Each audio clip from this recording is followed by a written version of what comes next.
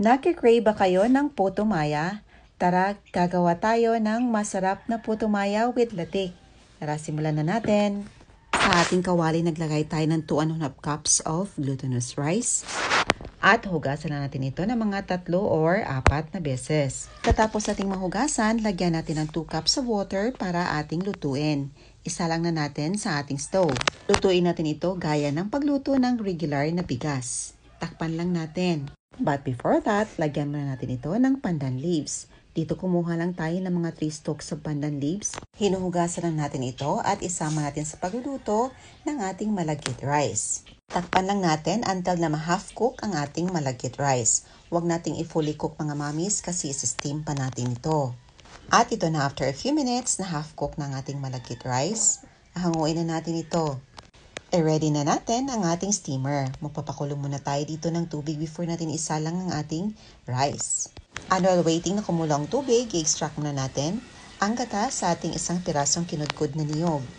Naglagay lang tayo dito ng mga around 1 cup of water para makakuha tayo ng pure gata. After a few minutes, ito na kumulo na ang tubig sa ating steamer, isalang na natin ang ating malagkit rice. At dito gumamit lang tayo ng dahon ng saging para panangga. At kung meron kayong available na cheesecloth, pwede nyo din gamitin. Ito, nilagay na natin ang ating na half cook na malagkit rice. Sa ating bowl, nagmix lang tayo ng mga 3/4 cups of gata, 1/4 cup of white sugar, at mga mamis, pwede nyo ditong i-add ang 1/4 teaspoon fine salt para ma-fully mix talaga sa ating mixture. Ibuhos na natin ang ating mixture sa ating malagkit rice para masama na sa pagluluto. Other option para mas lalong bumagong, pwede tayong mag-add dito ng ginger. At dito dahil nakalimutan natin mag-add ng fine salt sa ating mixture, nag-add tayo ng 1/4 teaspoon of fine salt. Takpan lang natin hanggang sa maluto. Ito after a few minutes, naluto na ang ating masarap na puto maya. Gawa naman tayo ng masarap na latik. Sa ating kawali, naglagay tayo ng 1 cup of gata, 1/3 cup of muscovado sugar, 2 pinches of salt, at 1 tablespoon of flour. I-mix lang natin hanggang sa ma-fully combine ang lahat ng mga ingredients. Lulutuin natin ito sa medium flame hanggang sa mag-thicken ito or ma-reach natin yung right consistency ng ating latik. After a few minutes, ito na ready na ang ating masarap na latik. Of course, hindi kompleto ang ating puto maya kapag walang hinog na mangga. Ito na.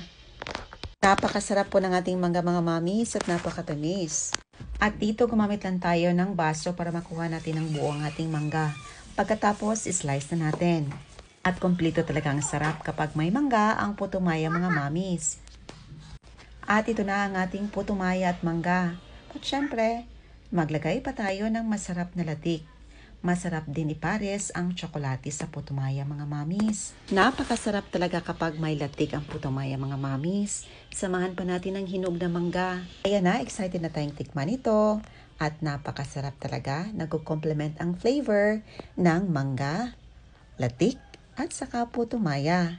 Ayan lang po mga mamis. So, subukan ng ating recipe. Salamat sa panonood. At salamat sa walang sawang suporta na big shoutout to Irene Incluna, Aisa Incluna, Rosel Talasulong Listunes, Jojo Marcelino, Iner Fuhas, Meli Manzo, Crescia Maris Salonga Palma, and Aricon Polende Espinida.